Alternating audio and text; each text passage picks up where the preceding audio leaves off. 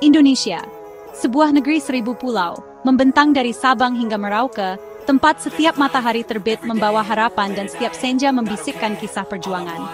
Katanya, negeri ini kaya, sumber daya tak berujung, rakyat ramah, pemimpin adil, emas di perut bumi, minyak di dasar laut, hutan sejauh mata memandang.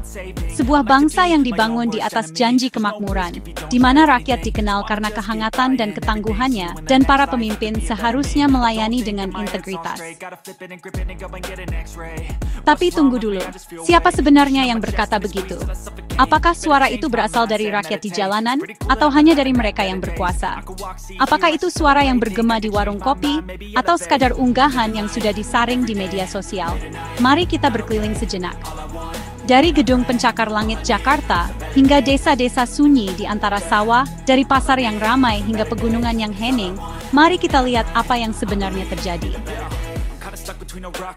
Demokrasi, katanya. Tapi bicara sedikit saja, tiba-tiba dianggap mengganggu ketertiban. Suara yang lantang bisa dibungkam, atau bahkan dicap sebagai pembuat onar.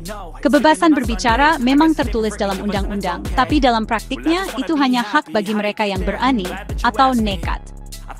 Pendidikan seharusnya gratis, tapi harga seragam saja bisa membuat orang tua pingsan.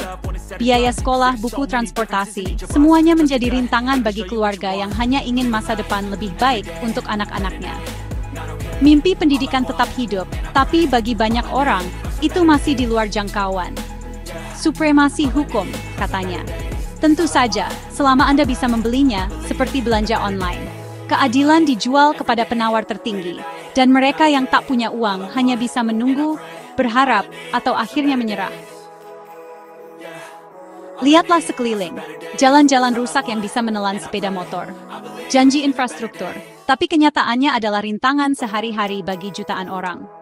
Di beberapa tempat, perjalanan sederhana menjadi ujian kesabaran dan keberuntungan. Guru-guru yang mempertaruhkan nyawa, menyeberangi sungai demi mengajar. Anak-anak menunggu di ruang kelas darurat, penuh semangat belajar, sementara guru mereka menghadapi banjir dan arus deras, demi harapan masa depan yang lebih cerah. Tanah dirampas, petani dibungkam. Tanah yang dulu menghidupi keluarga, kini dipagari, dijual kepada penawar tertinggi. Sementara mereka yang telah menggarapnya turun-temurun hanya tinggal kenangan dan mimpi yang hancur. Pejabat tertawa di pesta mewah, sementara di sebelahnya, orang-orang tinggal di gubuk beratap seng. Jurang antara kaya dan miskin semakin lebar, dan suara gelas beradu menenggelamkan tangisan mereka yang lapar. Yang kaya mendapat gedung pencakar langit, sisanya hanya mendapat janji. Menara-menara menjulang, tapi tembok pemisah pun ikut meninggi. Untuk setiap apartemen mewah, ada keluarga yang berjuang membayar sewa di gang sempit.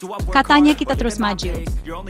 Tapi kebanyakan dari kita tetap di tempat yang sama, menonton influencer menari di TikTok, sementara orang-orang antre minyak goreng. Dunia maya penuh tren dan hiburan.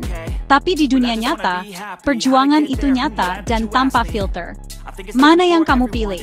Konten viral atau kenyataan pahit? Lebih mudah menggulir melewati penderitaan, menekan suka pada senyuman, daripada menghadapi kenyataan bahwa tidak semua orang sedang menari. Kita disuruh diam, disuruh bersyukur. Bersyukur meski rasa syukur tak mengenyangkan perut. Sabar, kata mereka. Bersyukur. Tapi kesabaran dan rasa syukur tak membayar tagihan atau mengisi perut yang kosong. Tapi begini, masih ada orang-orang yang peduli.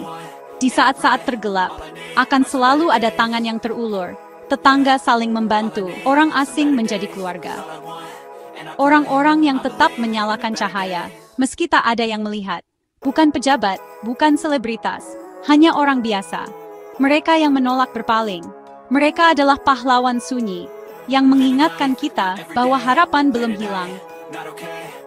Relawan yang turun tangan, tetangga yang berbagi meski sedikit, anak-anak yang tetap bermimpi di pojok perpustakaan. Di setiap sudut negeri ini, ada kisah kebaikan dan keberanian, meski dunia tak melihat.